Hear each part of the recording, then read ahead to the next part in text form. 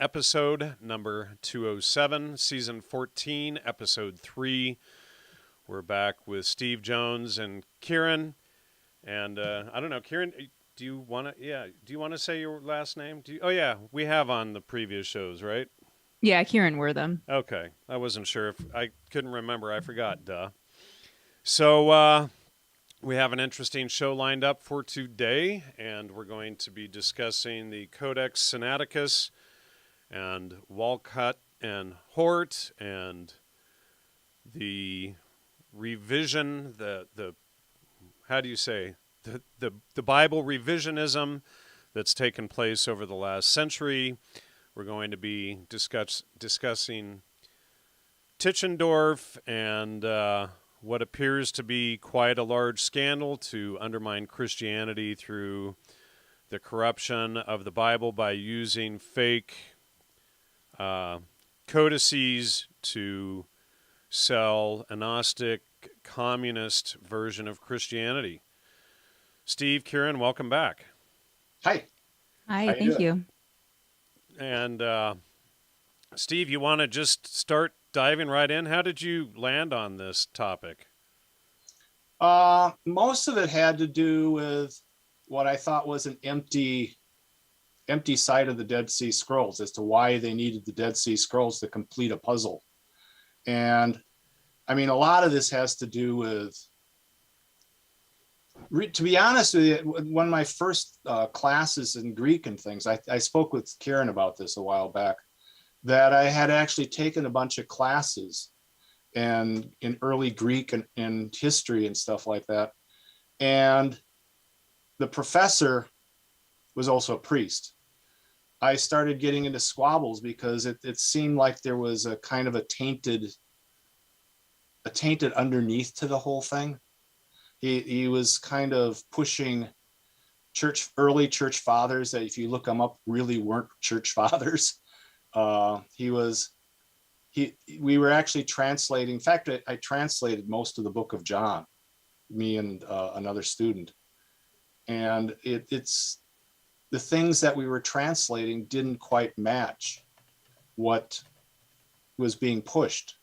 And I started to sort of get in trouble, let's put it that way, because I asking too many of the wrong questions, I guess, let's put it that way.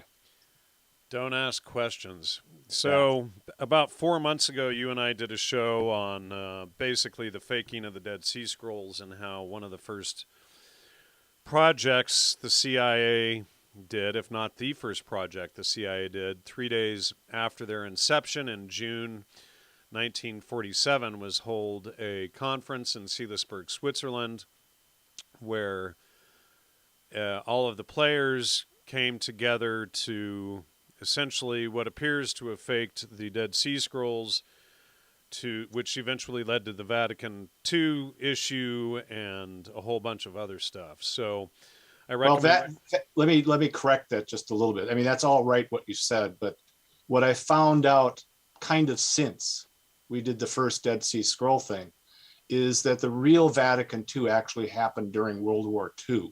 And it was kind of a preparation for Vatican II. And that there was a Cardinal B who was really running the Vatican at that time. What happened is, and this is what two things really set me off. One was that Cardinal B's main task before Vatican II and before, right during World War II, was basically to rehabilitate somebody who Rome had already declared a heretic before the turn of the century. It was Father Lagrange. And what happens is people always, there's two Father Lagranges and everybody gets them always mixed up. One is a very good scholastic. The other was a heretic. And so what, oddly enough, in the proclamation, I can't remember, the Vatican proclamation at that time, they literally mentioned before World War II that they're going to find archaeological evidence that's going to vindicate this person that they've already labeled a heretic, and that they need his way of looking at things to make sense of these things. So they invested a lot of money, a lot of time, a lot of effort to basically take something that by the end of the 1800s, they had already declared a heresy. He had already started to put together modern Bible translations. In fact, he was basically the beginning of the New Jerusalem Bible, which a lot of Catholic churches used, which undermined the Douay Rheims eventually. But the other thing that really startled me was I had just about finished the book, and I was looking for before I publish something, I'm always double and cross-checking to make sure there's no outliers out there that would prove me wrong. And I found the book called When It Was Dark. And there's just such an odd story behind the guy. And the story in there is almost identical to what I had figured out must have happened during the Dead Sea Scrolls. What was odd about it, and I think we mentioned this once before, is that there was a refugee, I think it was a Colonel Esterhazy from the Dreyfus affair, which a lot of French thought that the whole Dreyfus affair was orchestrated to undermine the Catholic Church. And rather than face death, he escaped and was smuggled out by the Oscar Wilde clan to England and stayed at Guy Thorne's house, who wrote When It Was Dark. And they said at the time that they were going to unearth this huge scandal of a story. And it just had all the how do you end up right? Guy Thorne, before he wrote When It Was Dark, basically wrote pornography and spy novels and stuff like that. And all of a sudden, him and the whole Oscar Wilde crowd, except for Oscar Wilde, had this big epiphany, and they all turned Anglo-Catholic or Catholic, depending on where they were, and sort of cleaned up their ways. And so it was more of a hunt. Where is these two events? Where are they drawing off of, and why are they doing it? We have a Baptist Bible college in this town, and I've had to defend myself several times against them. And certain things eventually just started to connect together. So I was just showing the audience the database on screen with some of the players, and of course Oscar Wilde is who wrote Pictures of Dorian Gray, the satanic film about the Hellfire Club, the American branch of which was founded by James Franklin, Benjamin Franklin's brother, the propagandist from whom we derive the term yellow journalism. There you go. So anyhow, what I propose to do tonight is, before I got into this, I started researching what I thought was the controversy, and I found two stark side differences. One was kind of a what would you call it? I hate to use the term Catholic, because Catholic has almost two versions of it. There's the modern use of Catholic, which means universal, which means everybody. The old term of Catholic referred to universals as in Thomas Aquinas, which, essence and substance, which referred to more of a logos type thing. But you have two versions of church history kind of competing with each other as to what happened with the Codex Sinaiticus. And one is, I would say, kind of the more Catholic in the modern sense version. And one is the more non-denominational, ultra Protestant, kind of very ultra conservative viewpoint, and they wrestle against each other. And if you look up Walcott and Hortz, or even in the whole Codex Sinaiticus, you'll find on YouTube, you'll find lots and lots of videos on this, people arguing about this. And I just wasn't satisfied with any of them. And most people don't like Westcott and Hort. They were essentially atheists or questioning everything while they were working on their translations. I wouldn't call them atheists. I would call them Gnostics. That they were within the Church of England. The Church of England in the 1800s had some of the best scholars ever. In fact, I'm going to refer to some of them tonight. But they were in the trend, I would say, of this same as the Catholic priest Lagrange. They were modernists, and they were clearly trying to, rewrite history.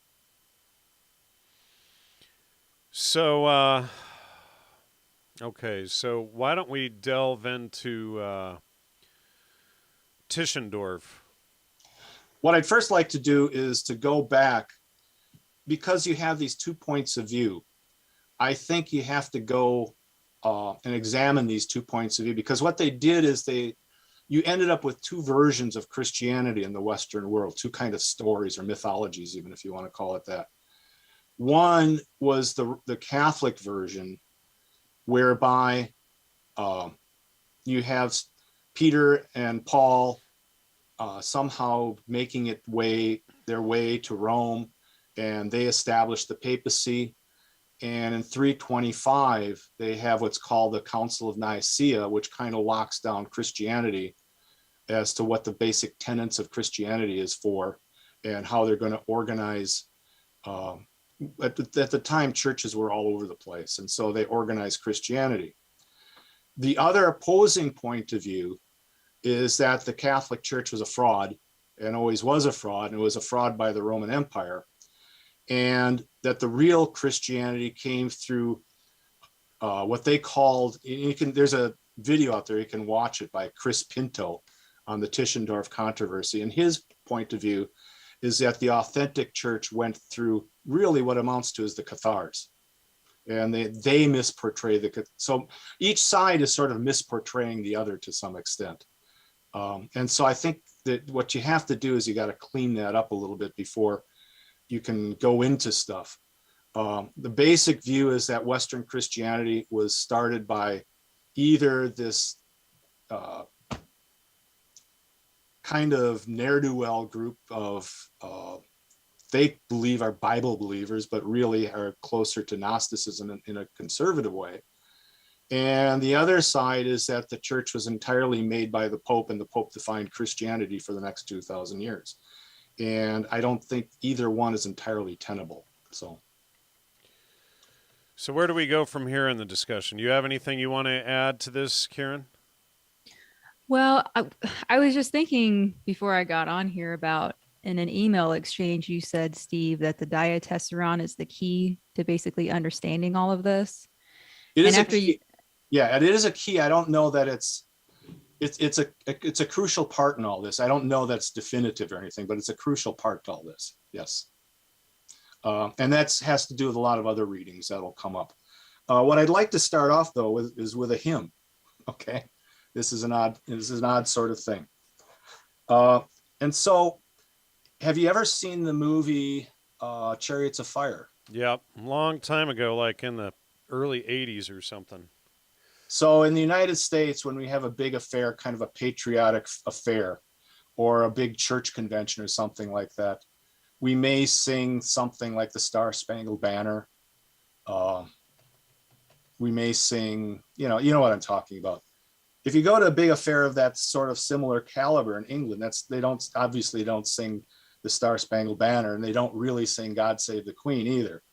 What they sing is this: and did those feet in ancient time walk upon England's mountain green, and was the holy Lamb of God on England's pleasant pastures seen, and did the countenance divine shine forth upon our clouded hills, and was Jerusalem builded here amongst those dark satanic mills. Now, that literally what they're saying there is that was Christianity founded by Christ in England before it was founded anywhere else. And you've actually found some evidence for that, correct? There is a fair amount of evidence to that.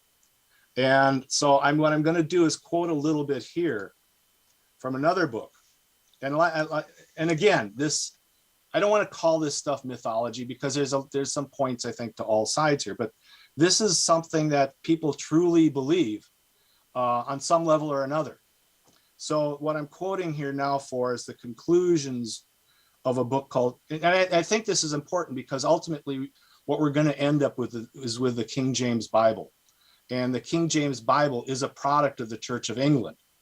And I don't think you can understand why the King James Bible came to be without understanding the arguments that are going here. Because what happens if you don't, you're trying to plop it on two traditions that it really isn't part of. Okay, so he's came up with some basic tenets here as to what he believes he can prove in this book, and he makes a fairly good argument. I'm going to read a few of these.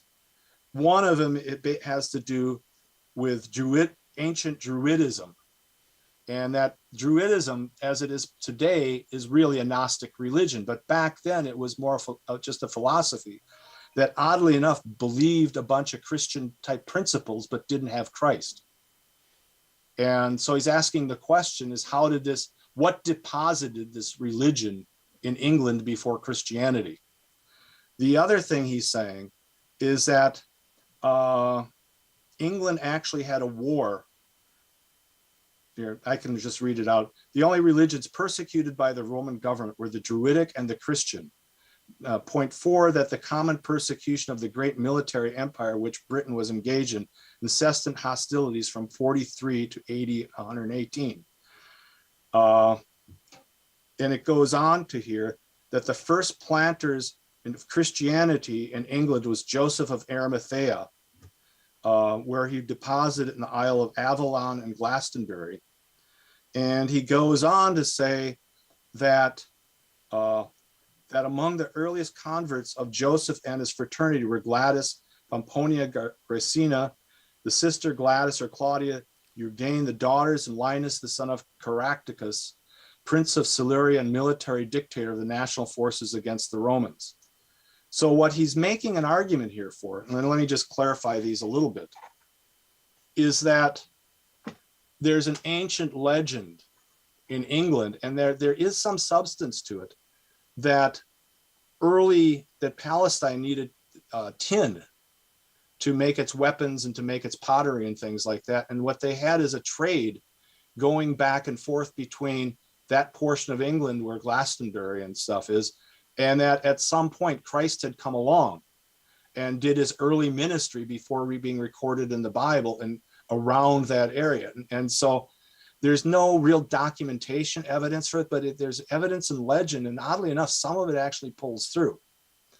It's not enough that you can kind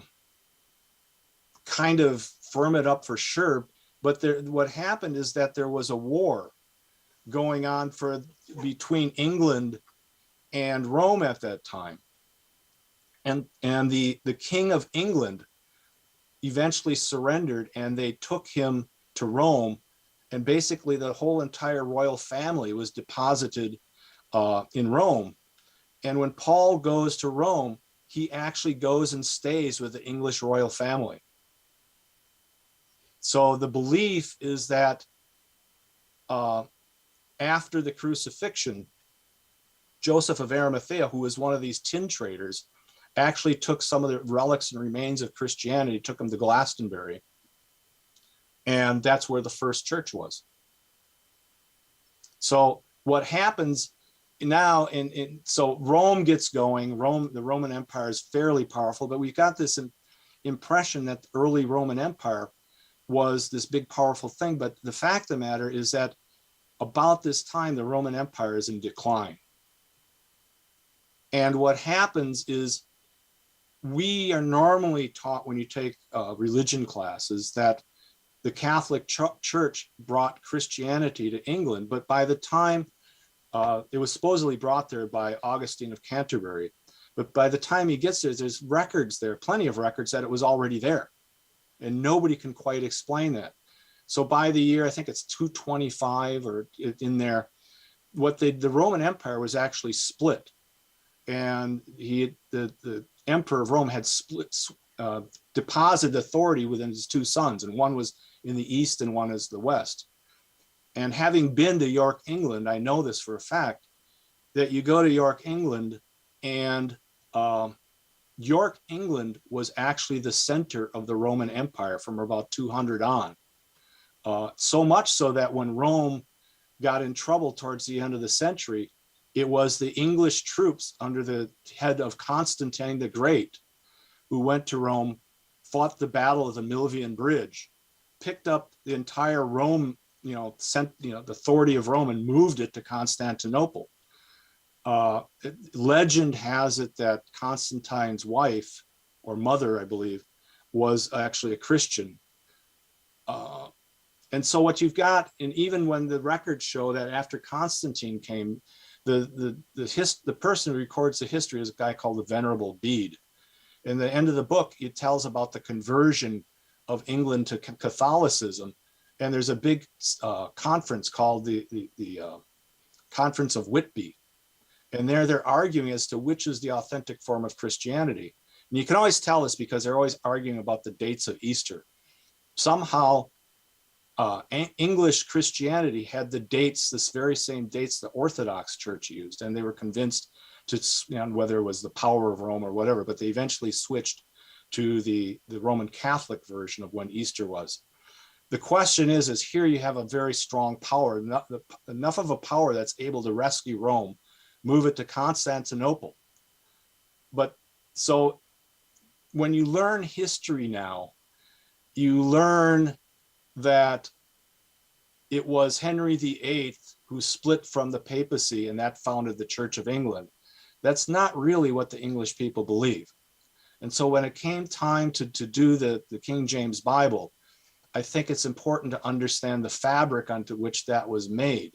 They weren't kind of making this alternate thing as opposed to the Roman Catholic Bible, or they were doing their own research and with their own means and their own methods and their own desired conclusions. So does that make sense at all? Yeah, I think so. So I never would have anticipated that. Like, I basically take away from what you're saying. Like, when I'd even interviewed you, I remember that you brought up a book called St. Paul in Britain. Yeah, that's which I think it was. Oh, that's what you were quoting from. That's what I thought when you were saying that. And it's like, so my understanding is basically what you're saying is that people, or the King James version of the Bible, what gives it its veracity and authenticity is because of this like lost or unknown history about how Christianity was really based in that region. Yeah, well, or like originated potentially. Yeah, that's true. The thing that I find objectionable is that, and we've talked about this, Jan and I have talked about this before, with the Puritans coming over to Salem and Plymouth Rock and things like that. The kind of the mythology for the United States is that they escaped for religious freedom. And I don't doubt to some extent they did, but what were they really escaping and who were they? Well, they were of this sect, and there's plenty of scholarship to show this, that this Northern Reformation of Christianity was directly influenced by the remains of the Cathars and the Gnostics. So by the time you get to the American mythology and you have all these kind of non-denominational churches, what they've done to the King James is they've cut a lot of it out. The Catholic portions, I would say, they've cut out and then they present the King James in this kind of mutilated fashion as if this is the authentic King James Bible, which it's not. And they quote it and kind of support that it was exclusively written to support their theology, which it wasn't. So that's my main thing, is that we already have this, and even if you watch these videos on YouTube, you're going to see that that's the direction, that's the angle most of the King James people defend. And it's not a historically accurate, defensible position. And so it becomes this kind of ultra-conservative portrayal, which, if you understand the history of the King James Bible, it was a compromise. There was a compromise between these two factions where King James actually does this remarkable thing, is King James actually was one of the most highly trained biblical theologians of the day.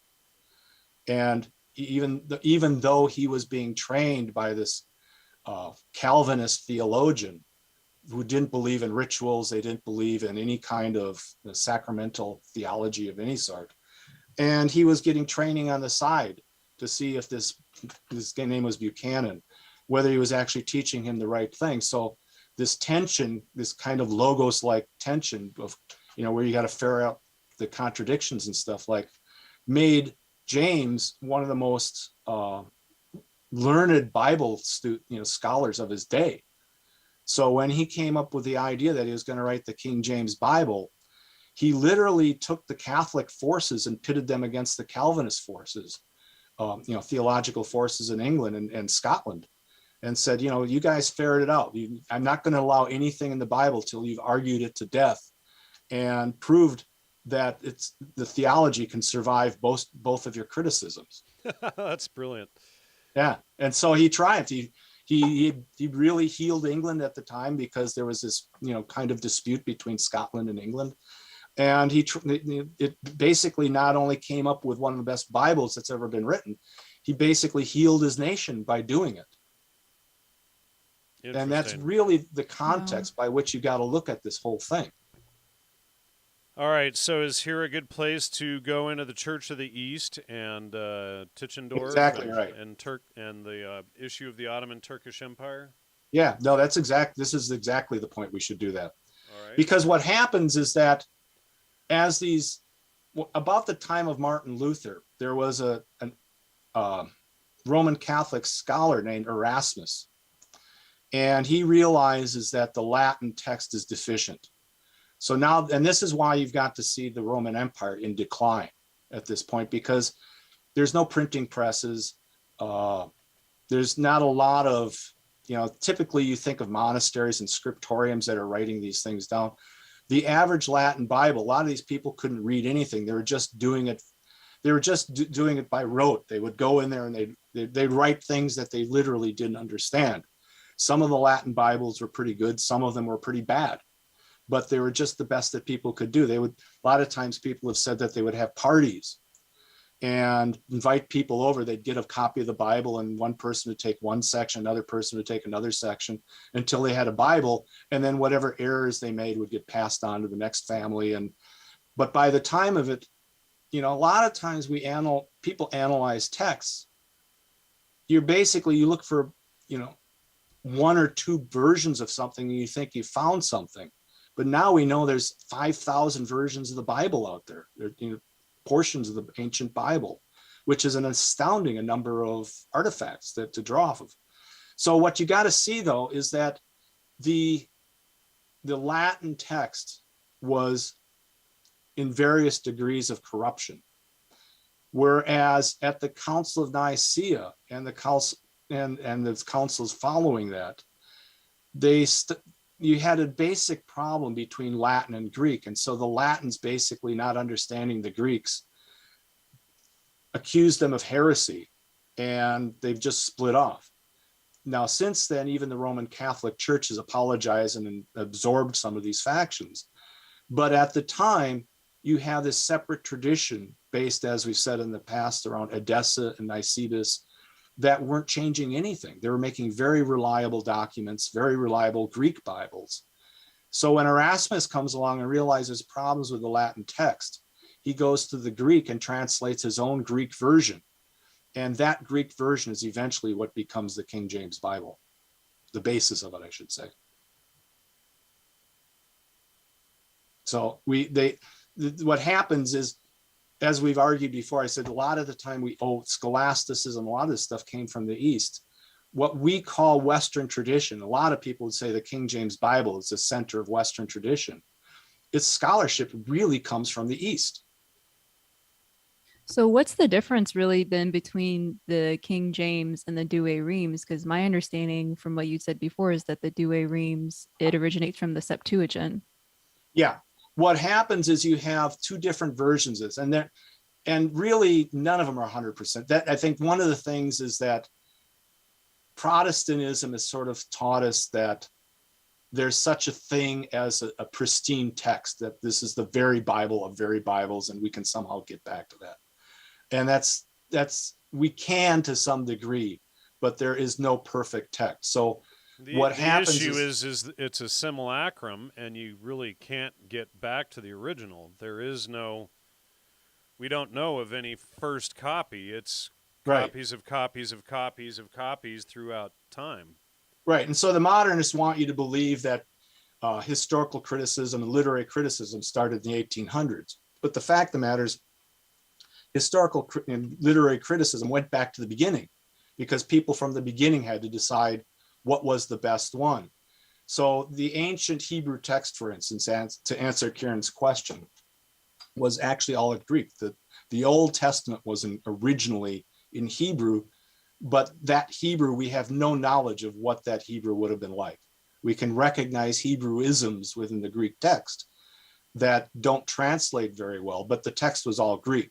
So around the year 880, they start taking the Greek text and start translating it into Hebrew. And so in order to really get a good feeling of that, the Latin Bibles are direct from the Septuagint, which in some places are more accurate. The King James Bible and Erasmus Bible is an attempt at trying to get back and incorporate Hebrewisms and things like that. And at some points they're successful, and some points they've, in the same, I would say the same thing between the Douay Rheims and the King James. There's some things that didn't survive the squabbling when they wrote the King James. And now, I mean, it's pretty reliable most of all, but we can go on later some of the little things that I would say. You had Calvinists that weren't going to allow a lot of sacramental theology through, and I would say some of that ended up better in the Douay Rheims. All right. So this guy, Constantin von Tischendorf, comes along, and he goes to Mount Athos Peninsula in Greece, and essentially, from my understanding, stole, or at least this is the official version, stole a copy of the Codex Sinaiticus, correct? Right. Well, the suspicion of that story starts earlier than that. And the suspicion starts, I've remarked this, all the dubious characters in this situation all have the first name of Constantine, which makes it all, which makes the whole thing odd. So you have basically a kind of a story where, and you got to realize as this story starts, most of the players in this are barely teenagers or in their 20s. So, you know, take that kind of weigh what's happening here. And didn't Tischendorf essentially discover more codices than just about anyone else? Yeah, but let me start at the beginning here, because what happens, a guy named Constantine Simonides goes and he's going to publish a text. I believe it was in Leipzig. And I think it was the Book of Barnabas or something like that. And so he has this copy to go publish. And he's barely in his teens. He's raised in Orthodoxy. He's a Greek scholar. He can translate anything up and side down. And he's going to publish this book that nobody's ever seen before. And the person he accidentally runs into is Tischendorf. And Tischendorf immediately says, this is impossible. It's a fraud. You're the biggest fraud that ever existed. And where did you get this stuff from, basically? And Simonides insists that he's copying authentic materials. He wants to publish it. Tischendorf spoils the whole day. And so oddly, you can envision Simonides goes from here kind of ticked off. So that's the kind of preliminary to this.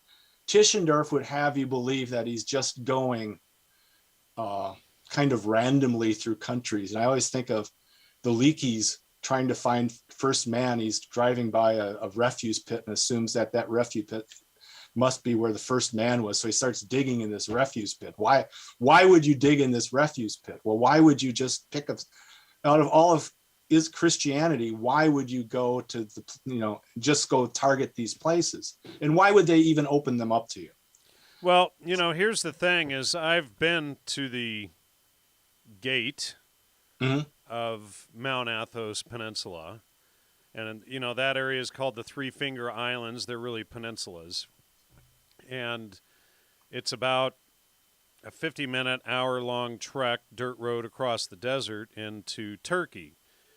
And but if you are not a monk and pre-approved, you don't go to Mount Athos. All right. Nobody goes there. It's and Simonides did, and it's ancient monasteries, and it's totally closed off though. Right. And Simonides had reputation. He had relationship that were clergy there. He was supposed to be one of the best translators of the day. He was very patriotic. Evidently, he was, very much honored. But by the end of the day, if you look him up in Wikipedia, he's the most corrupt translator and forger in the history of humankind. Who is Simonides? Simonides, yeah. And so you got a very difficult problem there. What happens is that we've got these two groups. Let's call them the more Catholic side would say he was the biggest forger of all day. If you listen to this Chris Pinto and stuff, they portray Simonides as Simonides when Tischendorf, and I got to believe when Tischendorf goes to Mount Sinai to look at these things, I got to believe he was clued in on the fact that he really believed, and there's evidence that he took back what he had said about the books being fake, because eventually those are the books that get published as part of the Codex Sinaiticus. All along, when he finds the original parts of the Codex Sinaiticus, Simonides says that he wrote them. He wrote the whole thing, and pretty much scholars have proved that he was lying. And so the question is, why would he lie about writing a whole Bible? Now, there's another issue with Mount Athos, and that it was under the control of the Ottoman Turkish Islamic Empire. Yes. And So that to me brings up the main question, because one of the main books, let's see if I can have it here. One of the main books that everybody seems to quote, and it's very hard to get because I had to get this from Mount Athos. You got that directly from Mount Athos? Yes, I got it directly from Mount Athos. And it's remarkable to me because there's some key questions posed by this book that I don't know if these scholars don't read the last chapter or what, because he pretty much says what happened. So I think I'm in pretty solid ground on this. So you got to imagine now Tischendorf goes to Mount Sinai, and almost every scholar that I've been able to find admits he stole the text. What he originally did is he tore some pages out and gave it to his patron, which is, I believe, the Duke or the King of Alexandria. He calls it the Codex Alexandrius, I believe it is. But he literally has stolen this. He sneaks it out of Mount or the Sinai, and in the meantime, his design is to steal the rest of it. But another Constantine, who is a Russian monk, comes down and he looks at this text. He says it's all heresy. And one of the things I had to do to figure this out, and hopefully maybe I'll publish it all, but he wrote a pamphlet and took it back to Moscow to warn people that the Codex Sinaiticus was an entire fraud. But that pamphlet doesn't exist. What I was able to find was a book he wrote, which you can just download from archive.org, which is in Church Slavonic, written in all Cyrillic characters. And who knew Google could translate Church Cyrillic and Slavonic? And so I translated and I found the original thing where he has pretty solid proof that the whole thing's is heresy. And they're trying to weave Gnosticism into Christianity, correct? Yeah. So now you're at the end of getting towards the end of the story. Tischendorf goes back, and he's claiming to find texts that the monks don't know about. Here's monks that live there constantly, and they don't have any place to go. And it's extremely limited travel for outsiders in the whole. Yeah, they weren't area. letting anybody in. Right. Even to this day, you got to be trusted before. 2,000 years later, they still don't let anybody in to Mount Athos. Well, and if you look at the ultra Protestant side of this, they'll say, well, they found him in a closet or something like that, or that they're burning him or something like that. And people don't. They'll use the right word. They'll call it. He opened up the Geniza, and if you read them, they'll portray the Geniza as being like a closet or something, a storage cabinet. But what a Geniza is an ancient Jewish custom, is that they treated books as living beings. And when they used them up, they would bury them. And if there was heretical text, they would bury them too. And they would seal them all off so nobody could disturb them. In their mind, it'd be like disturbing a grave. So these Genizers were full of the remnants of ancient texts and the remnants of heretical texts that they didn't want to see the light of day. So in a sense, Tischendorf is admitting he's robbing tombs, book tombs, to find this stuff. And how would he know where these book tombs were? I mean, they didn't have Google Maps or anything in the 1800s. Well, that's why I think the original story of Simonides and Tischendorf, I think he's claiming that Tischendorf, or that Simonides, is a forger, and deep down I think he knew he was onto something, and so he's following. I think he's pushing Simonides, who says, no, I wrote all these things, they're all fake. I think he realized there's something to it. So he's sneakily going down to Mount Sinai and getting the text on his own. So is Tischendorf faking this stuff as well? There's some very good books I found. Where I got them here. And this is where you got to go back to the Church of England, because probably the scholar and the evangelical, Calvinist crew would all admit to this. Probably the top scholar of his day, even though if you read the books on Tischendorf, they dismiss him as a crank, was a guy by the name of Dean John William Burgon. And he writes a lot of books. Here's one, the traditional text of the Holy Gospels, the revision of the revised. Most people don't realize that if you pick a Bible up today, a lot of them will say revised King James or revised something or other. These are all the product of Tischendorf. And so what John William Burgon is claiming, he's got the proof that the texts are remarkable. I've never read scholarly texts that go into it as deeply as where these texts came from. And one of the problems with it is Burgon proves that the Bible, in a sense, doesn't exist early on the way people think it is that these ultra Protestants are against is what's called liturgy and a lectionary. So an lectionary, a mainline church, each Sunday you would have readings so that by the end of the year, you basically read the whole Gospels version of what's going on. And so what Burgon shows is that many parts in the Bible where it starts off, well, in those days or at that time or something, there's a word that they don't translate, which is arche, which is Greek for begin here. And so what these are is ancient lectionaries. And even though the Bibles don't exist, these lectionaries exist. So Tischendorf gets a lot of mileage claiming he's got the oldest Bible, which he does. But it's only one. The weird part about it is it kind of matches up with a Bible codex called the Codex Vaticanus. And so what Burgon is saying is that the corrupt parts of the Codex Sinaiticus and the Vaticanus were written by the same monk. And he says, how is that possible? Now, can you give us some examples of differences between the Codex Sinaiticus and, say, the King James or Douay Rheims? Yeah, let me see here. Let me just read right.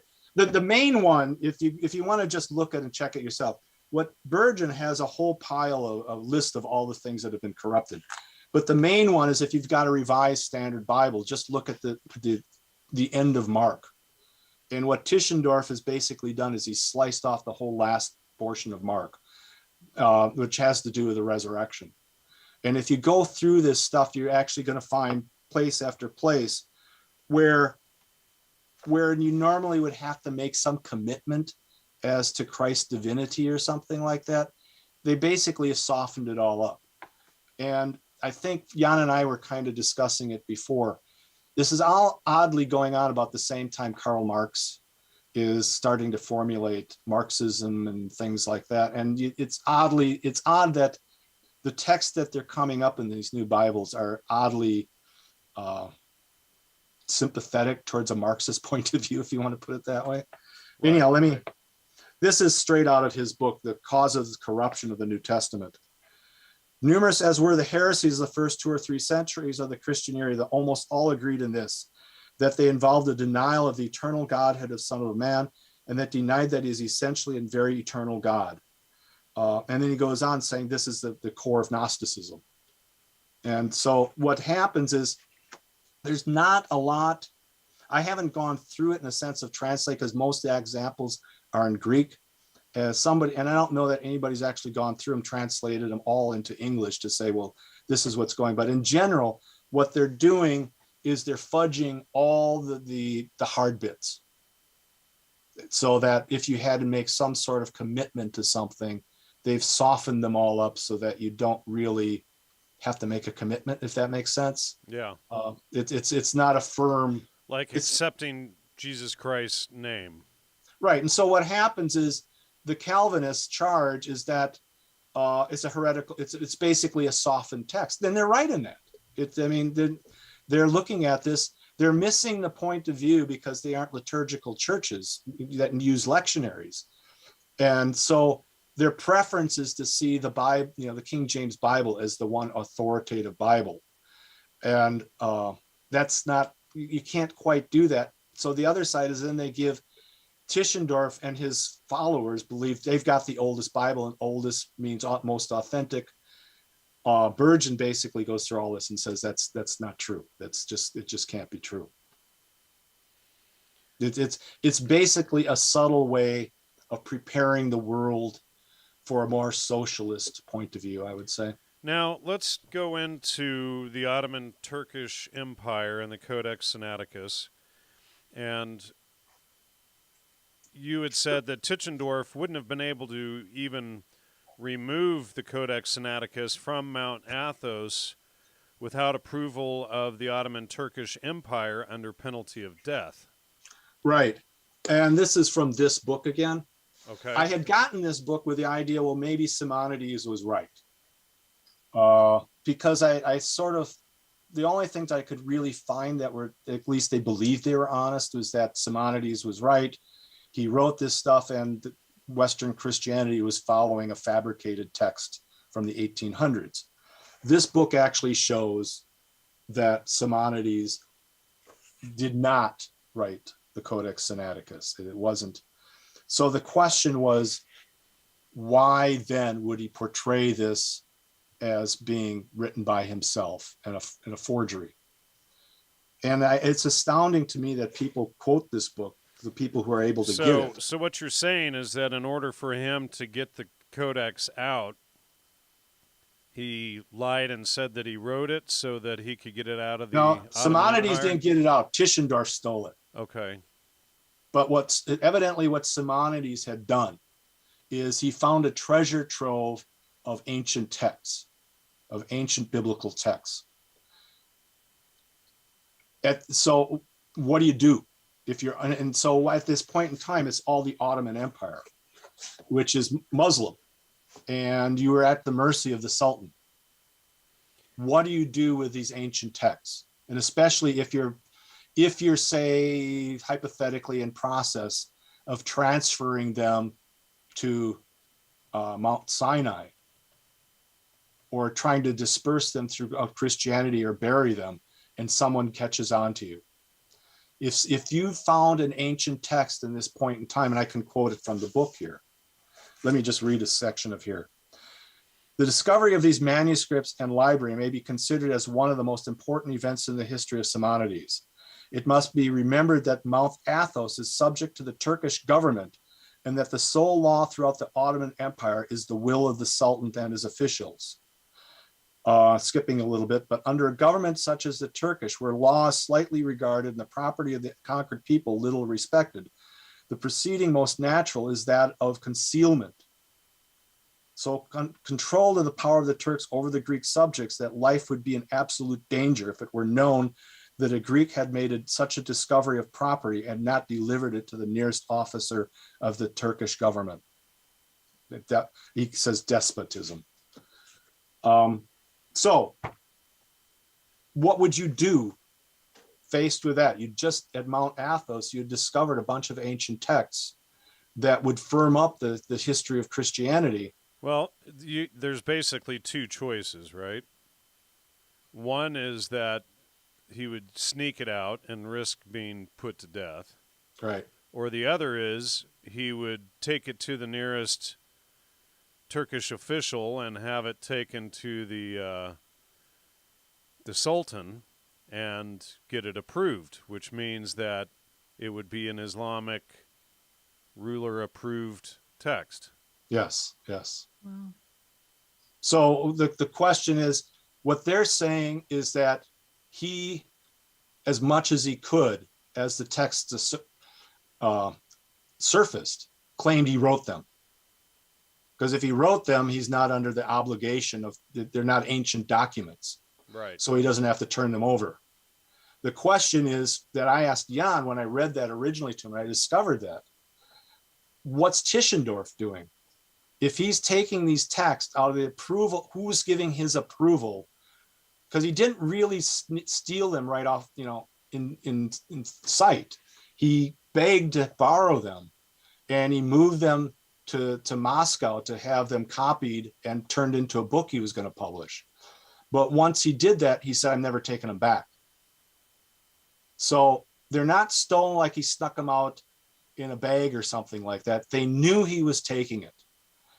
He just never brought them back. And almost any scholar I've read says, yeah, he stole them.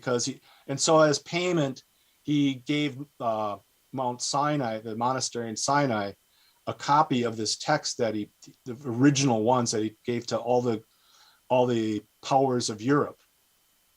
But he never returned the documents. In fact, what happened when Russia was taken over by communism, they sold them to the English government and are now in a library in England. Now, you and I had also discussed a matter of the Dead Sea Scrolls being found in Jordan, which at the time, up until the 6-Day War, was controlled by King Hussein, a Muslim. Yes. And I have long suspected that the 6-Day War was just to gain the Qumran area so that they could claim it. But, and then John Allegro, one of the first 8 translators of the Dead Sea Scrolls, was best friends with King Hussein. So, he's having regular meetings with King Hussein and whatnot. The helicopters and whatnot are being provided as much as possible by King Hussein. And then, it leaves ample opportunity. In both instances, these texts are found under Islamic-controlled areas. And then you have the 6-Day War, and suddenly the Qumran area goes to Israel. And I can't quite pull all this together. And so it's in the middle of me researching it. But you have to understand the rise of these socialist states, somewhat totalitarian.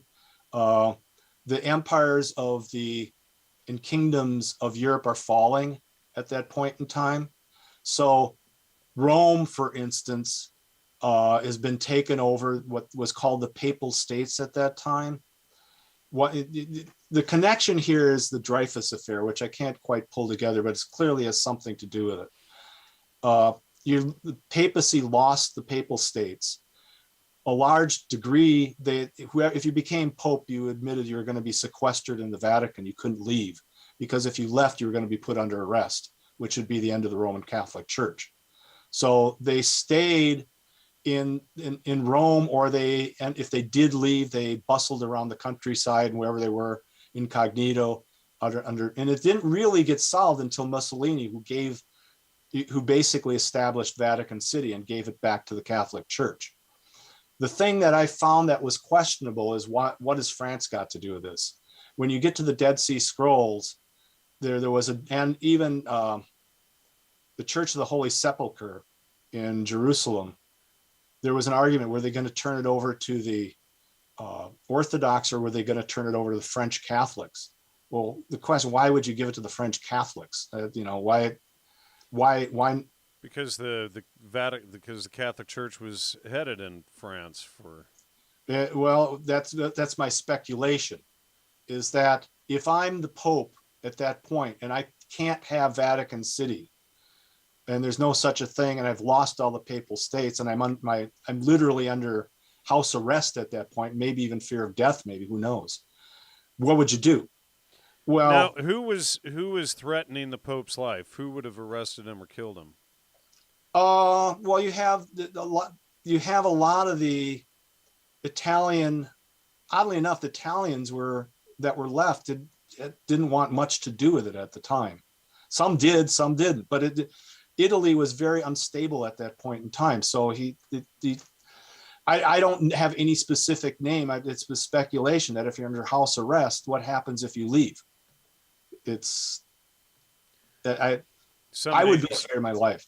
Somebody just posted that the Dead Sea Scrolls and Gnostic Gospels are inverted, and I would agree with that. Would you? Yeah. So, and by the way, thanks to Matthew and who else was in here? Brian, Jonathan, Boru in the chat, who all made donations during the show. I appreciate that. Let me finish this thought up quick. So my speculation is, what's the easiest path out for the papacy? And I would say, and I haven't found evidence of this, but it seems common sense to me, is that when during the 12th century and that era where you had popes and anti-popes, the best place for the popes to go was there was another Vatican. And most people don't know this, is that there was an auxiliary Vatican in Avignon, France. And it's still there to this day. It would have been an easy matter to go over there and set up the Catholic Church because they had done it once before. All the buildings are there. All the buildings are still there. So I have to speculate, why, if that's such an obvious solution, why didn't you do it? And that's what leads me to believe they were under threat from all over the place, or you would just go over and do it. And I can't prove it, but my gut feeling tells me that's what's really behind the Dreyfus affair, is to make the Catholic Church look bad, so that Avignon, oddly enough, is a fairly sizable Jewish community. And if it's dangerous for the Pope to move there, he's not gonna. So you rile up. The whole Dreyfus affair was taking a Jewish military officer and accusing him of treason, which was proved false. And it was kind of a big thing made out of a little thing, but he was not the only Jewish military officer. And in general, what makes it odd for me is that all the the defenders of Dreyfus, oddly enough, were all people interested in archaeology and whether forgeries are forgeries. They were dipping their interests in all that. The big controversy at the time was France had built the Suez Canal in a Muslim area, and they were riding so high they thought they could build the Panama Canal too. They got into the Panama Canal and they ran out of money. So what happened is that there was a Jewish family called the Reinach family that basically taxed the French people to recoup their investments. And so they were always convinced that somehow the Dreyfus affair had something to do with shutting down and taking the money out of the Catholics and salvaging the Reinach family's fortune. If you look it up, one of the biggest forgeries in history was one done by the Reinach family. So somehow you've got all these people dipping into authenticity and archaeology. One of the most important books in archaeology at the time was written by the Reinach family. So it seems like an odd confluence of interests to say that they're separate somehow, but I've not found the thing that links it all together. Somebody asks if you would address claims that the New Testament takes place in France. I assume that you're referring to books like the Holy Blood and Holy Grail. Oh, probably. Probably. Yeah, well, that was Michael Badgett and Badgett and Lay, and we discovered that they weren't they directly working for the CIA? Isn't that who we? You maybe discovered that, but the thing that kind of got me on the whole thing, there's some good BBC videos on the book Holy Blood and Holy Grail. They were kind of, I think, trying to capitalize on that, as was the Da Vinci Code. Yeah.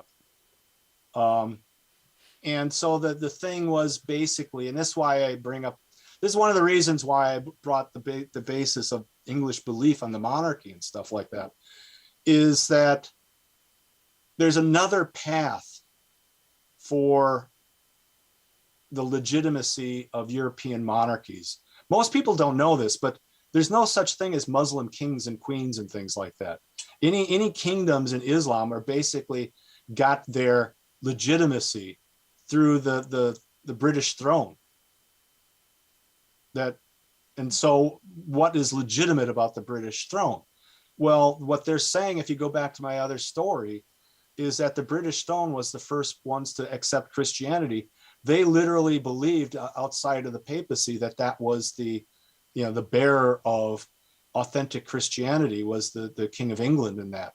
If you go to England, it's not, you can't see it anymore, but I've seen it, is that literally the throne of the King of England, Queen of England, used to have a stone underneath it called the Stone of Scone. And the Stone of Scone has been taken back to Scotland, and when the Queen dies and they install a new king, it will be brought back, put in the English throne. The myth around whether it's true or false, I think there's something to it, is that the Stone of Scone is actually the ancient throne of David. Wow. Interesting. And so their belief is that the authenticity of the British monarchy is that they've all been coronated from a path different than the Roman Catholic Church, and that they literally are in possession of the throne of David. Now, so why you would think France? Well, what was his name? I'm trying to remember. Descharcy or something like that. There's a very good BBC documentary on how that whole Holy Blood, Holy Grail was just fabricated around bad fraud in itself. Well, and I remember reading something, I don't remember where it was now, specifically outing Badgett and Lay as CIA, but they're painting this whole thing as a conspiracy, regarding, in their book, The Dead Sea Scrolls Deception, which it was a deception, but it's just like I exposed in my article, Spies in Academic Clothing, regarding the 7 main books on MKUltra. They're using a scapegoat or a bait and switch, look over here, when the real deception is here. So Badgett and Lay write the Dead Sea Scrolls Deception to cover up, to control the official narrative of... Well, weren't they, and you would know this more than me, weren't they in league with Robert Eisenman too? I think they were. Where the heck did I read? And we had talked about this maybe 3 or 4 months ago. We had found stuff that explicitly stated, maybe it was in their book, it may have been in their book, The Dead Sea Scrolls Deception, that they were working for the I think it CIA. was, yeah. Yeah, now I'm going to have to, let's see, look it up here. How do you spell their name? I'll just pull this aside and look it up. Lay was, I think, Leigh, something like that. Yeah. I could get the book quick. Yeah, you know what? I don't even have it in the database, it looks like. Let me see if it pops up. Not seeing it, but I know I came across that somewhere, and it may have been, like you said, in the Dead Sea Scrolls Deception, where they were basically... Oh, yeah, there was a passage that you and I had found where they said that they were at, like, the CIA office talking about all of this stuff. Well, and here you got people that are kind of semi-legitimized, who are kind of dubious characters in the first place, and they maintain that they're hiding the fact that the Dead Sea Scrolls are going to prove that the Catholic Church is a fraud, which they don't do. And my whole basis of the church on my book on the Dead Sea Scrolls is showing that, number one, they didn't allow anybody to look at the Dead Sea Scrolls, and when they finally released them in the 1990s, they didn't back up any of the claims of Gnosticism that they made in the 40s and 50s. Well, and that's why Eisenman and everybody had to sit on the scrolls for from 1947 or 48, when they were so-called discovered by, wait for it, Muslim Bedouin boys. Right. Very dubious. Yeah. And that whole story is dubious too. But then it goes all the way until the 90s, when Eisenman works with the Huntington Library to finally get the scrolls released. And of course, Robert Eisenman worked with my former co-host, which another dubious connection there. But so the Huntington Library is about 50 minutes or an hour from me, and I've been there a number of times. But they held a copy of the so-called scrolls, but the scrolls from 1947, I forget what was it, 94 or something like that, they were locked up. So, nearly 50 years the scrolls were locked up, and they must have been, screwing with them or whatever. Well, what the Huntington Library, I think, had was photographs of all of the scrolls. That could be. But the thing is, if you go back to the legend of the whole thing, is it's all based on the belief that the authentic Jews were camped out in Masada and that they were attacked by the Roman Catholic Church. And if you look it up, a very good book of it was published by the University of Wisconsin, showing that they made the whole thing up, that the people that were hiding out in Masada were a lot of even biblical, clergy and stuff don't know this, but Judas Iscariot is a misspelling of Sicariot, where Sicari comes from the knife of the assassin, which is derived from the same thing. And so what was really on top of Masada was assassins and terrorists that were terrorizing the Jews. And the Roman Catholic Church, Rome went in there basically to save the Jews from all this travesty was going on. So right before World War II, they sent secret agents in. One was Yigal Yadin, who basically were there to falsify evidence and create this whole story about, and oddly enough, when the Dead Sea Scrolls are first proclaimed to be authentic, it's in the very minute Israel is declared a state by the same secret agent, Yigal Yadin. So all this stuff just has the stench of being something made up. So, well, get this. Here's another piece of icing, or another bit of icing for the cake. So Robert Eisenman was one of the beats from like the Beat Hotel, the Beatniks,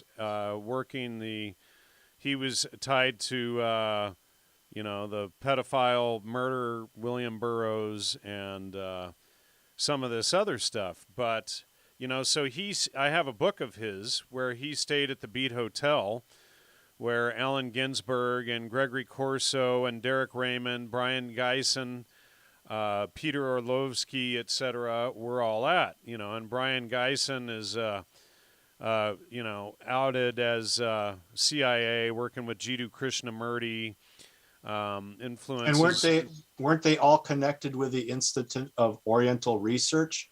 I think so. I'm not remembering off the top of my head, but Brian Geisen was, heavily influenced also by Helena Blavatsky, the Theosophist, and he's also working as a Fulbright scholar, but you've got all of these occultists and stuff at this Beat Hotel where Robert Eisenman is at. Now, occultists and Theosophists who were there, Madame Blavatsky, of course, is well known for her work undermining Christianity. And then you have Robert Eisenman behind releasing the Dead Sea Scrolls from the Huntington Library. So, to me, there's a whole lot to question there. Now, I can't prove it yet, but, when we, you and I, like I said, 4 months ago, we did our show on the Dead Sea Scrolls and the Seelisberg Conference and all the people that were tied to that, and the World Brotherhood and Judge Neville Lasky and the what was the Codex? Sinaiticus? No, the other one that the Lasky or the Gaster, was it the Gasters that had Rabbi Moses Gaster? Oh yeah.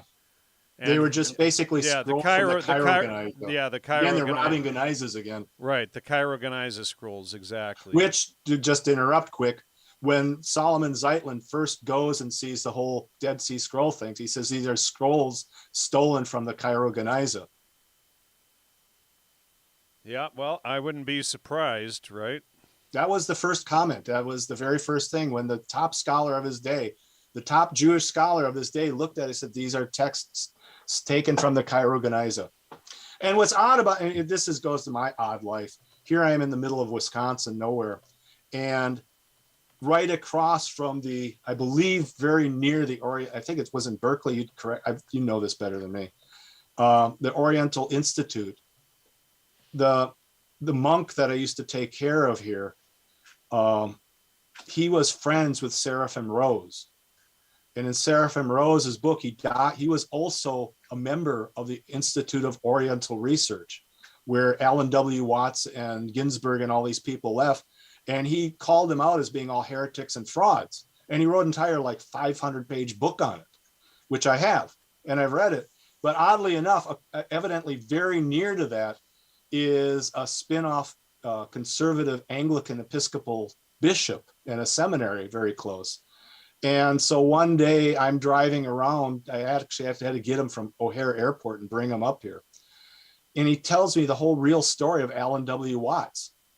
So you talk about. I've got Watts's letter from Aldous Huxley recruiting him to the CIA, and then he founds the Pacifica Foundation, and he was behind the whole Summer of Love boat thing. In fact, it was held at the Alan Watts Houseboat Summit, where they planned the whole Summer of Love.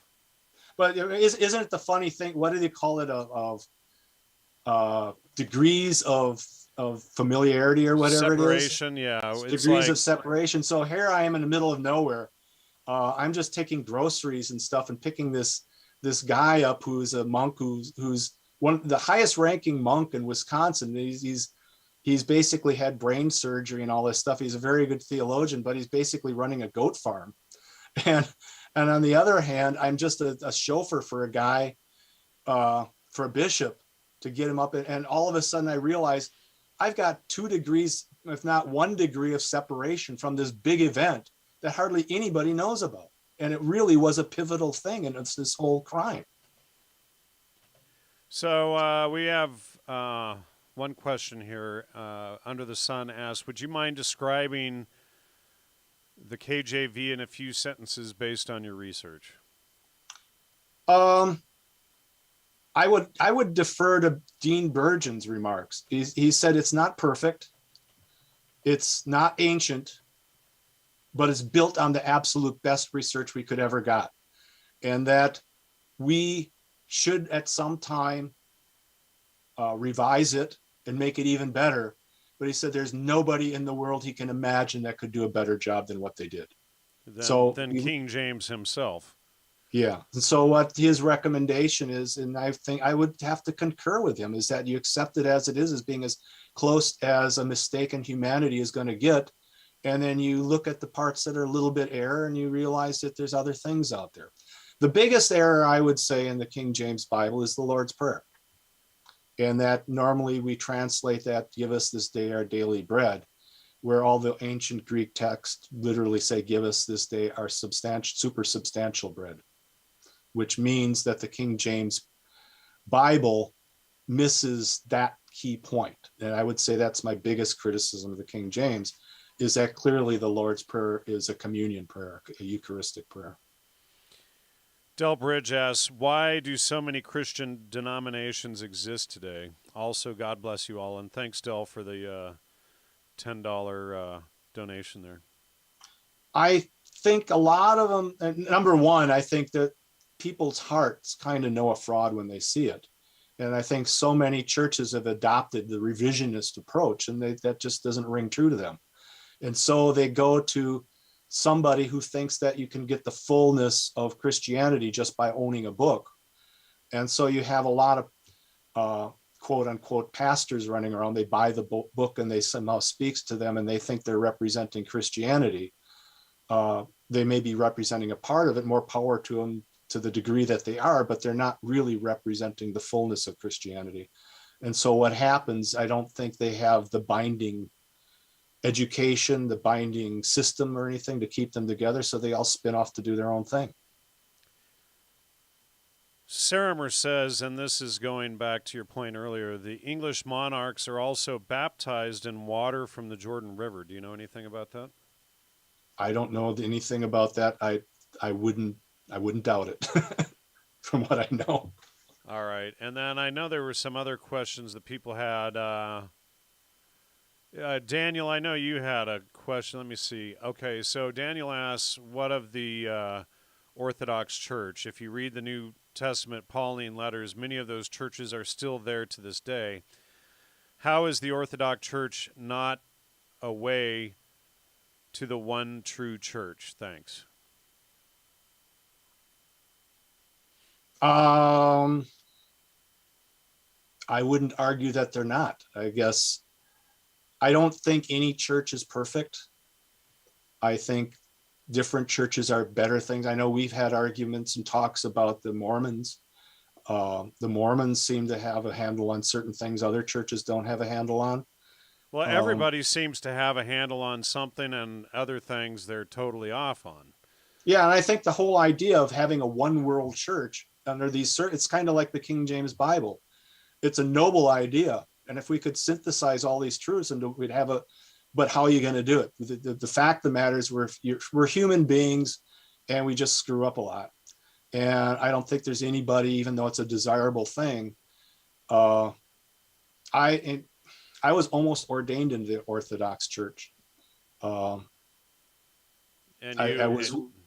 was within minutes.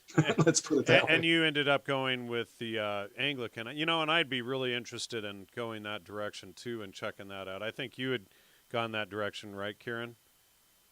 Anglican. I visited an Episcopal church, but I've also visited a traditional Latin Mass. I actually like that the most. The thing is that, again, a lot of these, we're in such a decrepit state of all this stuff. Finding of, like I told Kieran a while back, you may find one portion of your life that the Catholic Church might be the best one, and you might, because you almost have to figure out who the priest is or who the clergy is, and it may be in a Baptist church even, who knows. And the next week you find out the guy retires and the next guy is just no good, and you find out the next place is an Anglican church. Most of these, you got to know what you're looking for, and you got to, which is it's hard to, these talks like these help, but it to find all this kind of truth is just a hard thing to dig up. I think the Orthodox Church, to the degree, because they were the repository of a lot of this stuff, whereas Europe was in confusion. A lot of this stuff came back from the Church of the East, the Church of the East is not the Orthodox. They're a portion of the Orthodox Church. The main division is between Greek and Latin, and you need them both. We kind of think of when they wrote the King James, you needed the different sides to hone the knife, in a sense, to make it sharp. I think all these things can, we need them all to some degree, even though my preference is a more liturgical, a more ancient church than somebody just made up. But I will not deny that maybe at some point in life, somebody might find God that way, and that might be the best for them. I've got a nice Orthodox Bible up there, and it's got quite a lot of the apocryphal texts and whatnot still in it. Whereas for the King James, you have to go back to a 1611 to find it, and they're shoved in the back or in the middle. Well, oddly enough, I have the Orthodox Study Bible, which you can order. Yeah, and it has the Orthodox everything in it. But if you look at it, it's the King James Bible. Yeah, I think that's what this one is, and I think it says that part of it is based on the Septuagint, and part is based on the KJV. Right. Is this the one that you have? I have one of the more original. It doesn't have the Old Testament in it yet. Got it. I can get you. Talk among yourselves. So, Kieran, you've been quiet so far. The nice thing about the Orthodox Bible is it's got a lot of I got this one. Orthodox artwork in it. Oh, nice. Check that out. This was one of the early ones. And it does have all the icons and the pictures, but it has fairly decent. Now, the thing is, the Orthodox, this was put together by, I believe, Christopher Ware. This is the odd thing about the Orthodox Study Bible and these books. Oddly enough, these are all put together by Anglicans who've basically thought the Anglican Church was falling and failing them. And so they converted to Orthodoxy. So some of the best scholars are Orthodox Anglicans in the Orthodox Church. And that's kind of where I found myself for a little bit, because they came to me, and I had a bishop who had gone to Westminster Abbey, and they were trying to reconstruct the authentic Orthodox what they call the Sarum Rite, which is actually the oldest documentable liturgy. So I did that, and I came up with a altar missal that's still published to this day, and some of the Orthodox Church still use it. It's when you compare the Orthodox Bible to, say, most of your modern Western Bibles, there are, I forget what I counted, there were like 16 texts that were yanked. Well, you can just pick up a Bible, any Bible. It says Revised Standard or Revised anything. It'll tell you. And the big problem when they wrote the King James Bible is that they had two Bibles to work off of. One was the Catholic, was called the Bishop's Bible, and the other was called the Geneva Bible. And the Geneva Bible was just filled with all these side notes and accusing people of stuff and all this other stuff.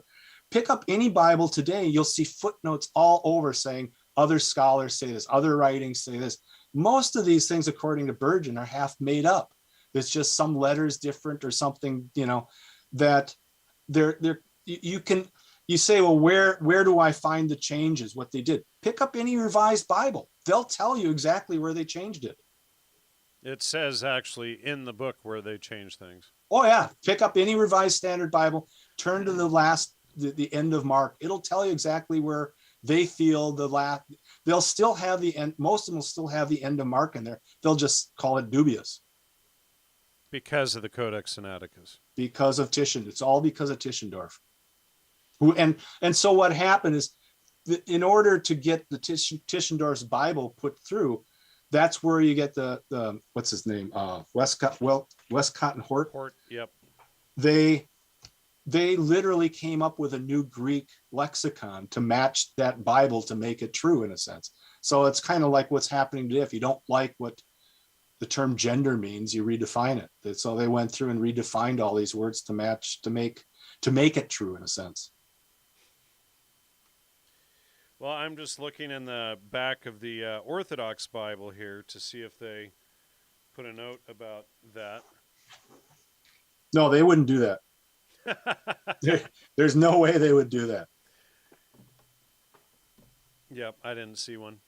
The Orthodox Bible underneath has commentaries. Yep. But you won't see anything like this text is dubious, other scholars disagree with this text, all that. You just pick up any Revised Standard Bibles. They tell you. So where this started for me was way back when I was in high school, is that we had a Catholic Military Academy in town here, and they went bankrupt, and they sold out to Southern Baptists, and they would go up and down the street asking if you wanted to be saved or not. And they would actually send people over to my house trying to save me. And I said, well, if you can prove to me why the book of John's Palm Sunday is on a Monday, I'll join the Baptist college. So they went out, and they couldn't figure it out. Eventually they got me an audience with the president of the thing, and he insisted that the King James was perfect. And he just said he could understand every word of it. So I asked him, I said, why would God write a book that reduce it to everything you could understand? And he told me someday he was going to find me bleeding to death in a gutter. he wasn't going to save me. But wow, that sort of started my biblical research. Wow. So Dell is asking, I don't know if we need to go into this, but thoughts on the Queen James Gay Bible? Do we need any thoughts on that? Yeah. We've discussed all that kind of stuff off. Well, that's what Tischendorf has done. He's given license to anybody who wants to translate it any way they want. And take it away from logos and natural law and whatnot, so that it becomes a socialist sort of anything goes kind of Gnosticism. Yeah, and to put a capper on, I think that's why you end up with I think it did stick. I think it didn't stick until before World War II at some point, and people started looking, we need something to firm this up. And so now and plus you have World War II, and so they fabricate half this stuff up. They fabricate they have all these rat lines going in and out of the Vatican because the modernists are beginning to get in control, and so they create a need, and it fills the need. So somebody just asked if the Queen James Bible is real, and it popped right up in the search, but it's not loading anything for me yet. My computer's probably got. I assume it's a joke. Yeah. Well, my computer seems to be overloading, but getting back to the King James is that I know we talked about this once before, and you have an original copy of the 1611. I do. Which, yeah. See, and most of the King James Bibles that you buy now aren't that. You can get them. I've got a couple of copies. Let me grab that.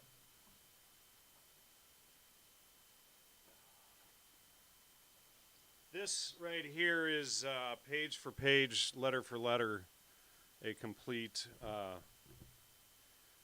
King James 1611.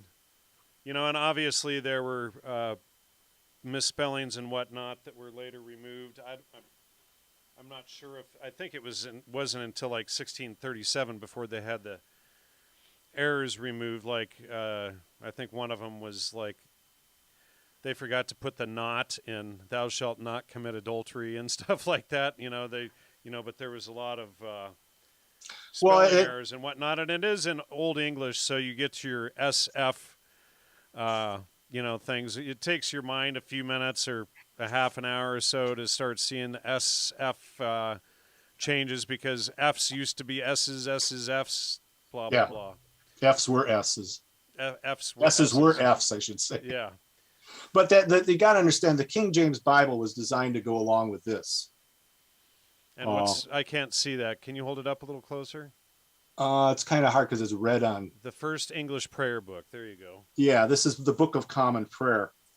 And so the argument was, which is because the English church kind of treats the Bible as being the most important. But now that we know that these lectionaries were more, because the first English prayer book, what they had is they literally had the lectionary printed within the Book of Prayer, so that you walked through it as it would have been.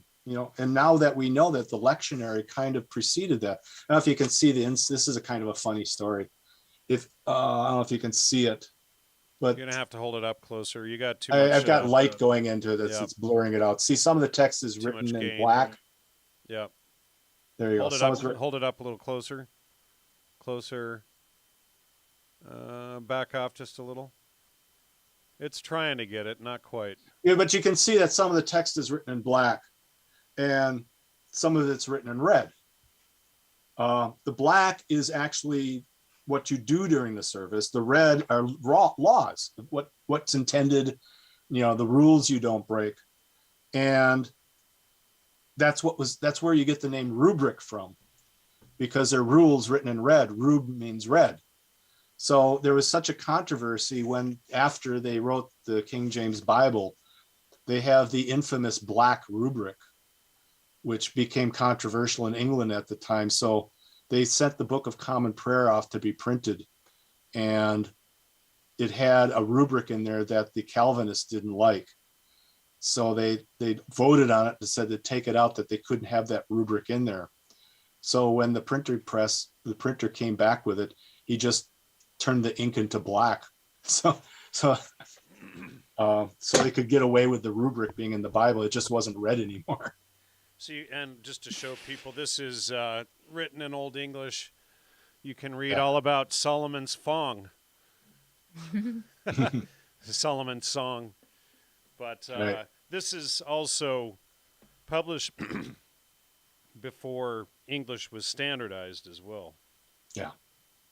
So Isaiah looks like Iphiah, stuff like that. But you get used to Old English pretty quickly.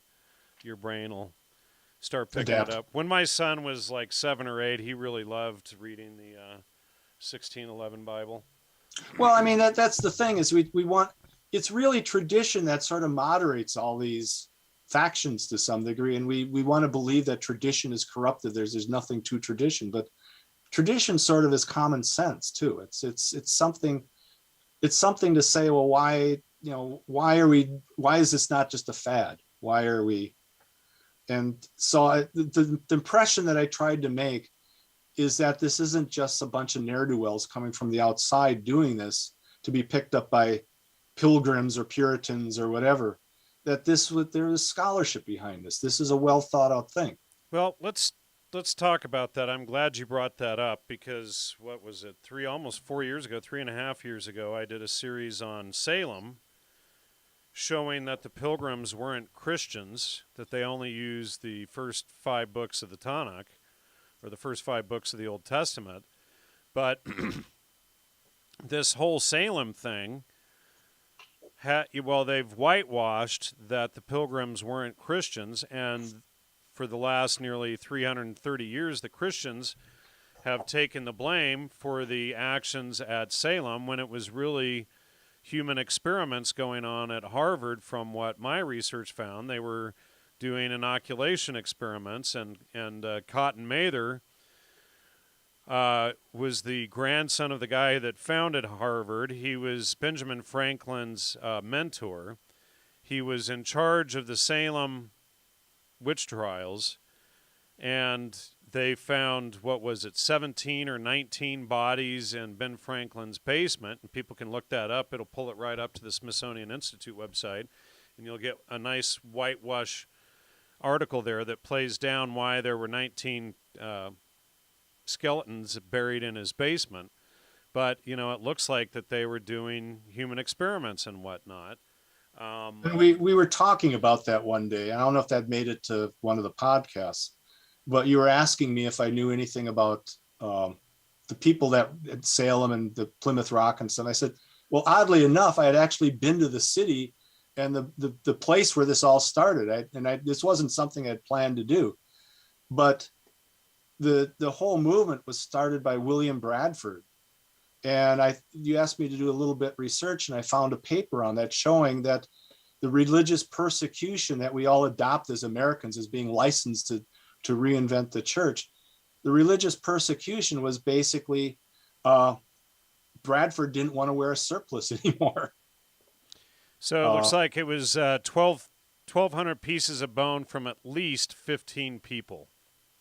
And keep in mind that Ben Franklin's brother James is who founded the American version of the Satanic Hellfire Club, and is where we get yellow journalism. Well, here, I want to show you a book here quick.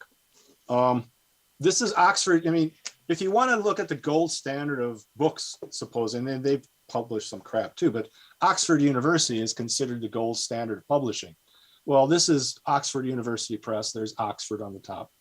And the title of it is The Alternate Trinity, Gnostic Heresy in Marlowe, Milton, and Blake. So the thing is, and here's another book. This is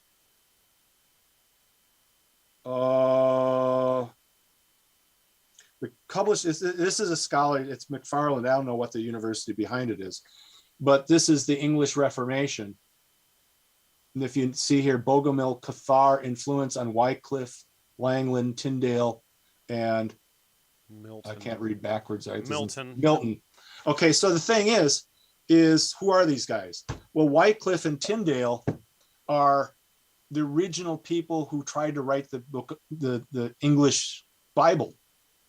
And what they were accused of is actually slipping in Cathar doctrine, and which is why they were considered heretics. Is that it'd be one thing if they were translated into English properly, but they weren't. They were slipping in Cathar doctrine. One of those was the Lord's Prayer, the revision of the Lord's Prayer.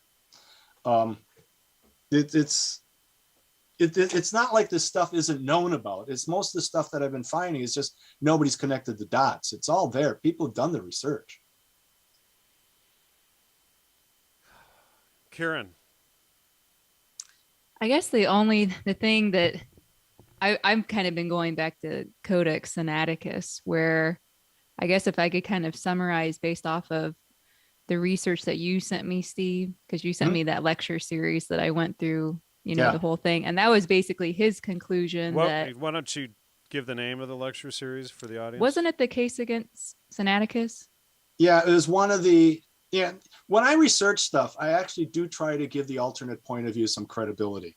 And that was the paper. And I said, this has the air of truth, but something's wrong with it. And so we kind of read through it together about the same time. And it caused me to wonder why they were basically promoting the idea that Simonides did write it. And I haven't gone back and revisited that yet, but I think. But he changed his mind though, because it was basically, he did change his mind. Yeah, basically he was saying at the time when he first started looking into it, based on the books that he was reading about it, was that the Codex Sinaiticus was an 18th or 19th century forgery. But then he flipped.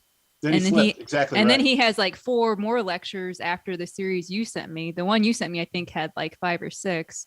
Yeah. And then he has like 4 after that I also watched. And that's when he flipped and he gave the reason that he did. But he wasn't saying that he thinks that Sinaiticus is legitimate. He was just saying there's not enough sufficient evidence to prove that it's a 19th century forgery. If I remember right, he did bail out though on some basic things. I think I asked you, I can't find any reason why he bailed out on this. That there was certain clear points he made that I thought had some weight. Well, he didn't trust Simonides' character, like kind of what you were saying, where he's known as being a forger. It wasn't just with Sinaiticus, like the guy was known. He really, he didn't have good character. So he was kind of saying that he placed too much emphasis on that, on Simonides' testimony. And I'm kind of fluid on that yet. Right now, my thought is Simonides was an honorable person.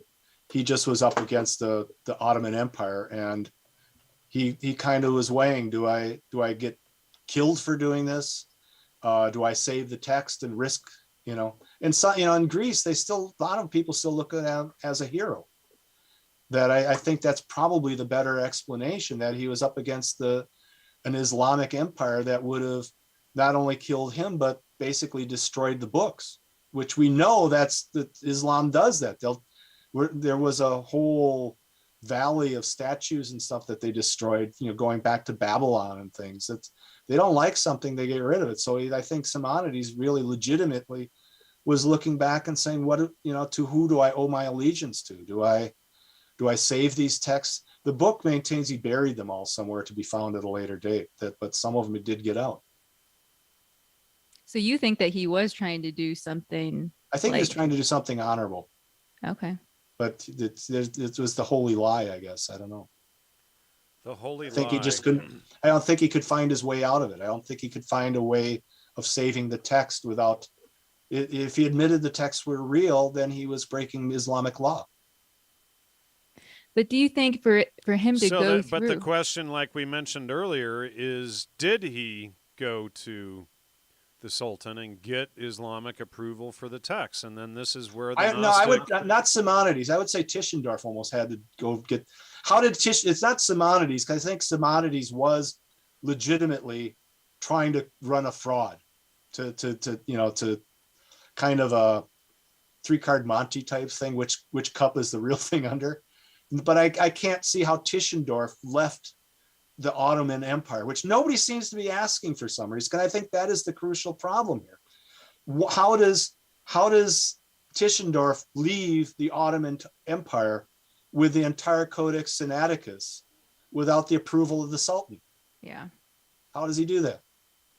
And that was my takeaway, is that's the crux of the issue, just from this conversation, where it's like, just because there isn't enough evidence to say that it's a 19th century forgery for it to have to go through Muslim approval for the release of the documents, that's obviously gonna. Well, and to solidify that, so in my shows with Lloyd and Todd and a couple years ago with Steve, we went into the Gnostic infiltration of this stuff, and I have images that Lloyd found in Sharia law, I think in the Way of the Traveler or whatever the book is called, that straight up discusses how Islam is a Gnostic religion, and then we see this Gnostic influence coming in through the Codex Sinaiticus. Is that a coincidence? I'm never a good coincidence theorist. Well, and I would add to that all these Gnostic books that they keep finding, whether it's there's only two, the Codex Sinaiticus and the Codex Sinaitic, the Codex Sinaiticus and the Codex Vaticanus. But you start looking at the Gospel of Thomas, and you start looking at the Nag Hammadi things, which really I think was the desire of the Dead Sea Scrolls, to legitimize the Nag Hammadi things by claiming that they were both Essenes and that they were had some scurrilous plan of hiding all these texts in Egypt and things. But if you just check history, the big corrupter of religion was Hermeticism, which every occultist knows. You pick up any book in the whole world on the occult, from Madame Blavatsky on down, they are all getting their theology from the Corpus Hermeticus. Right, and the Hermes texts have been proved false or forgeries. Right. I've got the whole argument within the book on the Dead Sea Scrolls of what exactly Casaubon had figured that out. But the interesting thing is, you've got upwards of $5,000 or 5,000 examples of New Testament texts. Why would one or two win the day? You find one text and all of a sudden that's the truth. And when you read the Nag Hammadi stuff, it's clear that it's essentially like Gregory Bateson's Double Bind, or that was also promoted by Alan Watts to cause a schizophrenic break when you're reading this stuff, because it's not leading you to a logical, rational conclusion about logos and reality. It's leading you to this kind of bizarre, magical, confused state. Exactly right. But the thing is also imagine I'm just some crank and I write my own history of America or something like that, and not based on anything, not whatever. And 2,000 years ago, they find thousands of texts on the authentic history of the United States, and they find mine. And all of a sudden they say, well, all these other 5,000, I mean, why would you trust one guy, one copy? Any one person could write anything they want. Well, unless it's all cited to sources that they can find and verify and go, that's why Steve wrote this. Yeah, right. Exactly right. Which is why primary sources are such a key issue. And you and I have talked about Professor Anatoly Fomenko a number of times, and he shows how they basically just planted fake texts all over the place to rewrite history. Yeah. Well, I think that's as we talked about. I think the thing is you have one of the famous, I've got a friend who's an arch Democrat, and he keeps telling me that history is written by the winners. Well, I've come to disagree with that. I think history is written by the guys who own the printing presses. Yeah, well, good point. Yeah, good point. And if you own the printing presses, you can, most of the books that we have today are fake. They're published by friends of friends who happen to have access to all the publishing houses and stuff like that, and they'll pump them up into being bestsellers. Oh yeah. I know I don't sell a whole lot of books, and I price them cheap, but and they're all I don't quote anything but very good sources, and it's just that you lead to other conclusions in what they're telling you. Well, in the database here, I have a section called "Publishers Also Intelligence Cells." Right. So, there you go. Right. And, well, who was the biggest pusher of communism as being authentic Christianity? It was Look and Life magazine. You can buy the whole Vatican II thing they literally spell it straight out. That look at this, early Christianity was socialist. Who knew? Well, yeah. Oh, and that's because we found these fake documents that we planted at Qumran that these Islamic Bedouin boys discovered, and now we can prove that that the Qumran community were a bunch of extremist communists, and couldn't defecate on holy days and all of this kind of stuff. So they just whatever. What started my research and all this thing was I was at the seminary, and I just couldn't make sense of what they were telling me. So I decided I'm just going to do my own research, and I wanted to start with the most controversial thing I could find. And so, being kind of science-minded, I started with the trial of Galileo. So I found a book by Galileo's trial judge, Robert Bellarmine. I ordered the book, and it came here. Was the original book, was 400 years old. I've taken it all over the place to have it authenticated, and everybody tells me the provenance is wrong. And I said, well, it's authentic vellum, it's authentic leather, it's authentic everything. The writing's authentic, the notes inside are authentic. And they say, well, yeah, but you have it. if it was real, it would be in a museum. You wouldn't have it. Now put that up against the Dead Sea Scrolls. The Dead Sea Scrolls, in some places, they had 8 of them originally. Well, and then they had 7. And then they shipped them up to up north somewhere. Manchester or wherever, I forget. Well, then they went to Syria. Then they came to the United States for a while. Well, and not only that, a bunch of them were sold and spread out everywhere, and then they tried to get them back later on and this and that. Well, and then I documented there was one area where they went to an Orthodox monastery of some sort, and he was noted to have suitcases of old documents. And so the chain of custody of these things couldn't be any worse. The chain of custody of the Dead Sea Scrolls are far worse than my book on St. Robert Bellarmine. I mean, at least it says who owned it in the cover. It's got the library stamps. People all over the place, you know. And plus, the thing I haven't mentioned is that really Tischendorf was in this school going, I think I discussed him once, of F.C. Bauer, who was the original modernist. And he's the one that influenced Ernst Renan. And he literally went to 1800s to seek out the Dead Sea Scrolls before anybody else, all based on this Gnosticism. So, I mean, you're always suspicious when somebody sets out to find something and goes to one place or one area and says, "Aha, I found it." Yeah. You know, why did you look there? Well, because they knew it'd be there. Right. Exactly. Because it was put there to be found. Right. By some hapless Bedouin boys who threw a rock into a cave and it fell down and cracked open a great big jar, and they freaked out because they thought the cave was filled with ghosts, and then brought their older brothers back and climbed down in there and found all these scrolls, and then ta-da, And the chain of custody and the provenance matters not. Right.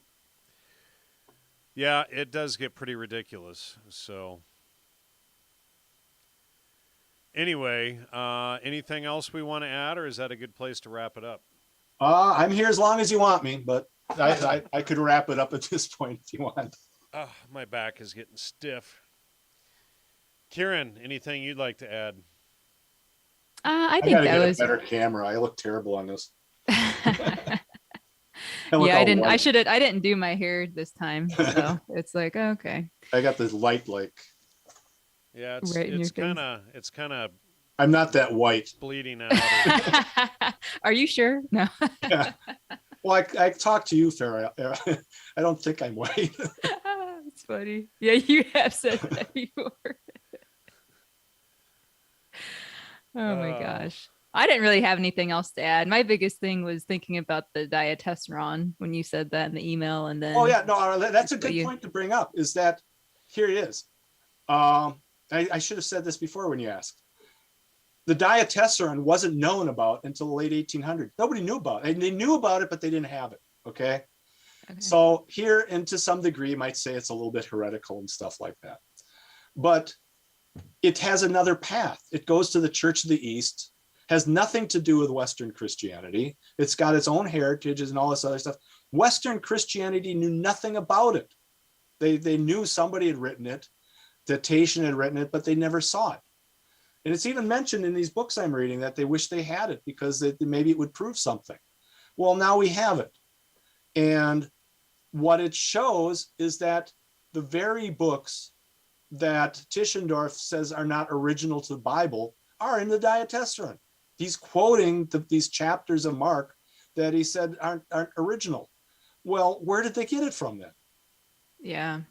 Then they weren't subject to the Pope, and they weren't subject to all this other stuff. It was a whole different direction. It came from an area the West knew nothing about. And so around the beginning of scholasticism, all these things start coming back, and they still didn't have it until the later 1800s. So now here it is. It shows up And he's quoting these chapters in Mark that Tischendorf said didn't exist. Well, where'd they get it from then? I just thought of one other question Ruh-roh. too. When you were saying that about the Latins basically called the Greeks like that, or they said that they were heretical, but you didn't really give a reason why though. Do you know why? Heretical is too strong a term. What happens is that there are, from what I've been able to discern, there are good Latin ones, but the Latin text is called the Latin Vulgate. And what's happening is you're not writing these texts in educated language. Most of these things are written in vulgar text. That's what Vulgate comes from. That it's a text basically designed for the people. So what you have to understand is that how the Bible gets disseminated in the West is different than how it gets disseminated in the East. And so what happens is they're confused over time which tradition should follow. Gnosticism was very early, and so a lot of times some of the texts have Gnosticisms creeping in, heresies creeping in. It's not, I would say it's not out of purpose, it's not out of design. I think the Codex Sinaiticus, however, was out of design. What Burgon specifically says, and I know this to be true because this is what happened in my Greek class. The Greek professor was specifically calling Origen a church father, and he was calling him a saint. And everything was going through this litmus test of what Origen would have said. Well, if you check it out, Origen was condemned by the Roman Catholic Church. I read that because I read one of Burgon's books. I didn't read the whole thing, but that traditional text of the Holy Gospels, he went into that about Origen too. That was interesting. And so it was Origen a heretic. Well, he was a very good scholar to begin with, but then he moved to Caesarea where he started becoming Gnostic. Yeah. And that he says that in the book. And it's a very you've seen it. It's a fairly scholarly book. It is. Yeah. Yeah. So the point of the matter is, where did the Codex Sinaiticus come from? Well, it's quoting Origen all over the place. Yeah. So Burgon specifically. That was one thing I forgot to bring up. I was thinking about that, but I didn't take notes and I didn't finish the book. But that was like the biggest thing. That was my biggest takeaway when he was talking about this Origen character. And I'm just like, wait a minute, this is another aspect that going through all the lectures and stuff, they didn't bring. My original Greek professor was trying to pass him off as being an early church father. Well, what's an early church father being? Origen wasn't specifically condemned within his lifetime, so they don't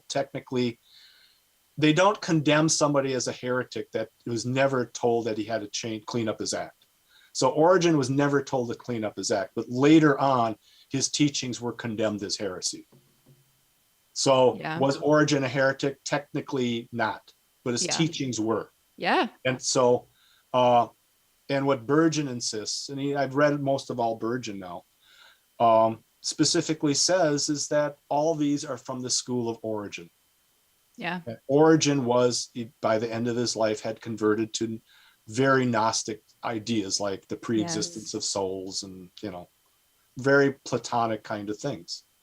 His biggest criticism, I didn't bring it up tonight, but his biggest criticism is that the Tischendorf's Bible and different ones derive from that basically take the Logos section of John, and beginning was the Word, and they rewrite it subtly so you can hardly change it, but it leaves the door open for saying that the Logos is a created thing and has nothing, it's a secondary thing, that Christ being the Logos is a secondary thing. And so what they're leaving the door open for is it's not like they're nailing down Gnosticism, but I think the reason it was desirable for the Marxists and the socialists is it left the door open for socialism. Yes. And that was purposeful. And Burgon would agree.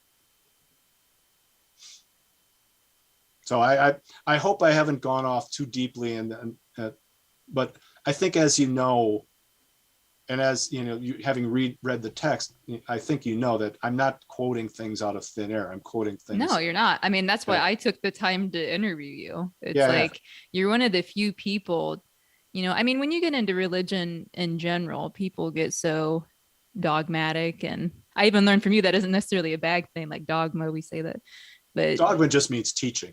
I know. Yeah, but we say it's strict or something. I should say rigid. People are like so rigid, and it's like I just love how you're able to, like, you can tell that you're trying to live out logos. Like you're just searching for the truth, and I've read a lot of books. Like when I've read your books, I've read a lot of what you reference, like sources that you reference. And like you said, you're just the messenger. You're just saying what's already out there, but you are trying to connect the dots. And like you said, you're just coming to different conclusions than a lot of the people that have investigated this stuff. Yeah, and when I look researching the Codex Sinaiticus, I mean, I'm still not trying to make change some ideas here and there. I mean, what I know, I'm pretty solid about now, but I'm open. I'm literally open. If you can prove something to me, I'll change my mind if I have to. I mean, I don't. But with that attitude, what I do believe, and eventually gets polished and gets shined up until, you can't prove me wrong, because I follow the truth where it goes. That's the whole point of Logos, is you follow the truth, not your preconceived conclusions. You're following the path. Right. And it's not let me down yet. So, I mean. Right. It's like how many times on this show over 14 years now have I had to change my opinion from discovering my own previous work was wrong, and you just own it and say, here's what we have and here's why I changed my mind. But who better to teach it then? Right, exactly. Because you know where the weakness is. And yeah, you know exactly where you fell into the rabbit holes or the pitfalls or whatever, and then why. It's just like the entirety of the psychedelic revolution being the real MKUltra project, and I've spent a decade now exposing that, and I still get attacked from people who refuse to look at any of the work that I've published on that for a decade. Yeah, and I have the problem is that when you see something, it's like a light bulb goes on. You want to share it. You want to tell people. You want other people. And my problem is like, well, why can't you see this? What am I doing wrong? Why can't So Boru says in the chat, I heard it said, the truth is revealed at the contradiction. Well put. Exactly right. Yep. A contradiction is always a sign of a lie or an error, and there are no contradictions in nature ever. So whenever you see a contradiction, it just means you have to dig until there are no more contradictions. I would add one thing, because I sent a letter that I sent out yesterday or this morning or something, like, to both you guys and to comment. There are contradictions out there that we're not going to figure out. Yeah, and that's just a necessity. What did you call that again? I looked up the YouTube video, but it was something. Maybe I should pull up the email where it said that. Well, the thing is that even before you can find, this is the teaching of the scholastics, which goes a little bit beyond Logos. And the teaching of the scholastics is that before you can decide if this thing is true or this thing is false, or if there's a contradiction, you have to first have the capacity of saying, what is this thing? And they call that whatness. Yeah. And biblically, if you look up the manna falling from heaven, which everybody translates as the bread from heaven, well, that's the second definition. The first definition of manna is, what is this stuff? Yeah.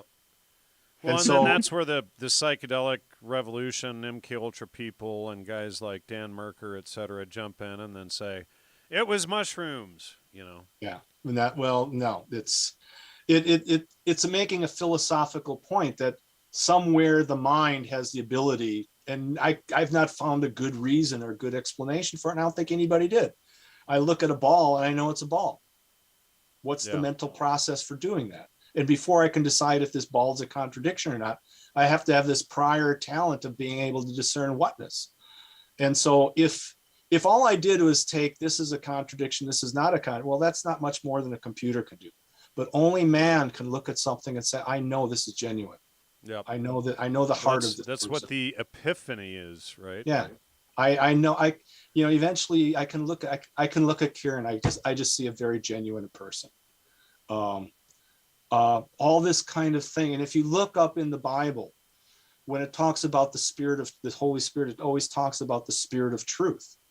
And I see the Spirit of truth as being that thing that enables me to look at somebody and saying, yeah, this This is a sincere, normal person.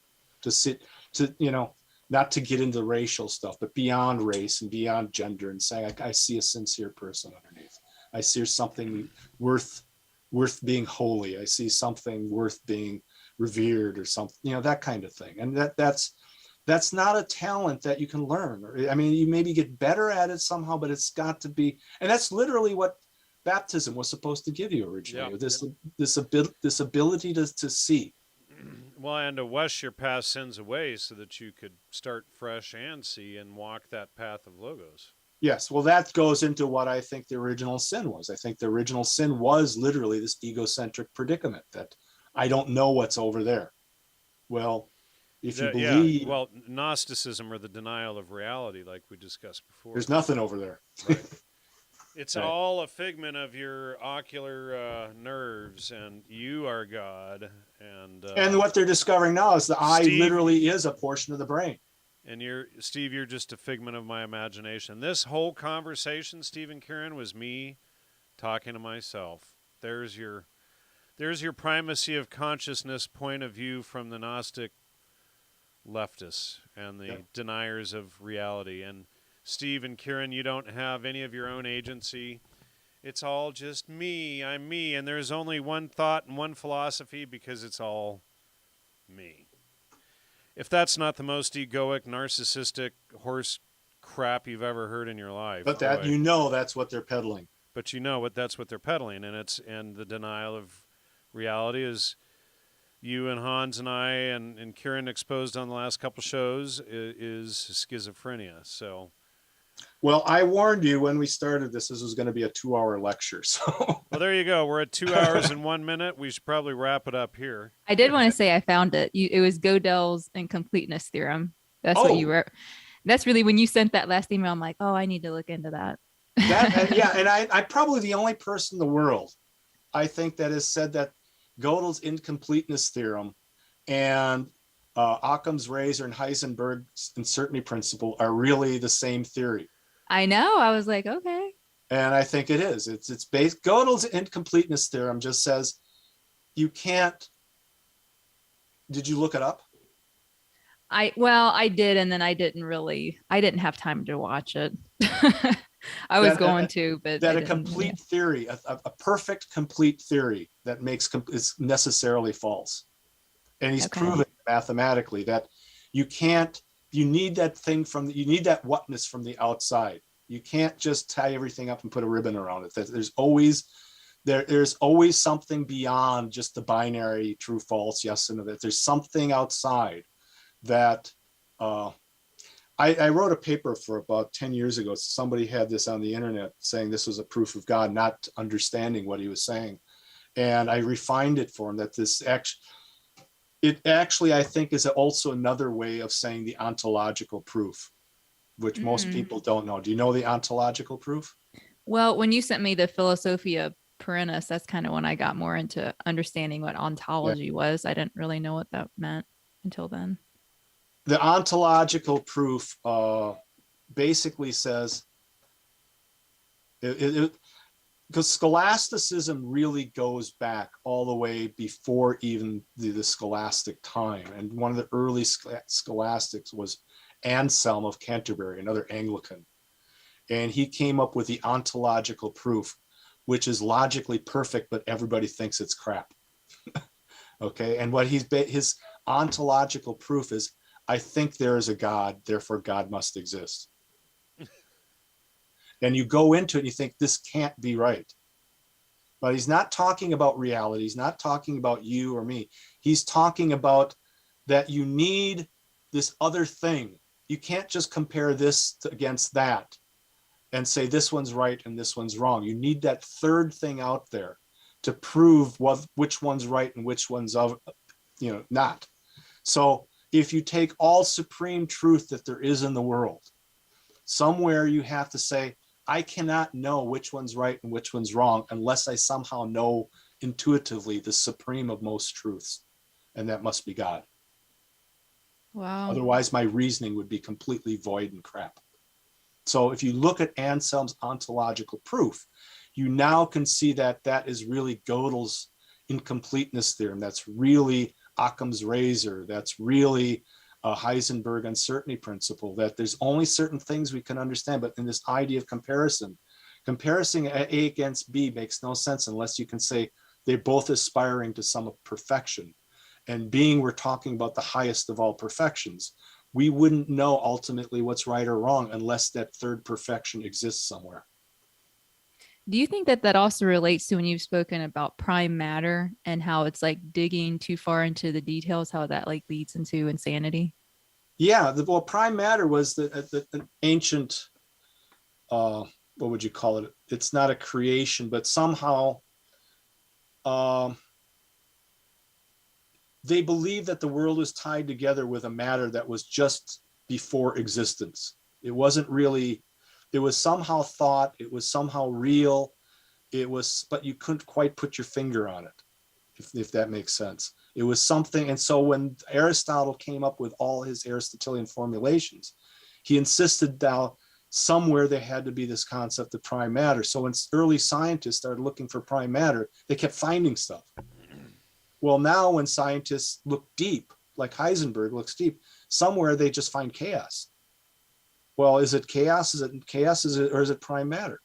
So you dig deep enough, you have this idea that atoms and things are these little solar systems, but you take them apart and you realize they're just energy fields. They're just vibrations. And so somewhere you have to realize that light has this other property, that's this mystical property to it somehow, that it's just beneath reality. It's a non-existent existence. And out of that non-existence existence, you find the basic constructs, God, you find and you need that. If you don't have that, our world wouldn't make sense. Mm-hmm. It's the thing that's just beyond our grasp. Well, I think that's what they want, isn't it? Yep. They want it to not make sense. They want it to be right, exactly. incomprehensible. Yeah, well, that's why Einstein and all these people can just turn it into confusion, because you come to that kind of nebulous kind of point that's just outside of our grasp, and it'll always be outside of our grasp. And so it becomes a matter of faith. If it's something real, or is it chaos? And of course, Einstein worked with the Huxleys. That's no surprise, I'm sure. Yeah. Well, I mean, if you want to exploit confusion, yeah, be my guest. Anybody can do that. Yep. Quantum physics. Yep. Are we done? I'm done. You done? I'm done. I need a better camera. All right. Well, thank you, everybody, for tuning in. I'll see if I can dig something up for next week. No promises yet. Still haven't gotten the dang roof started on there. You can still see that tree branch hanging through. Always lovely when you have a tree hanging in. Please hit the like and subscribe. Please share with others. And also please donate if you can. Greatly appreciate all your help and support. And we will see you next time. Thank you so much, everybody. Good night. Bye. Good night.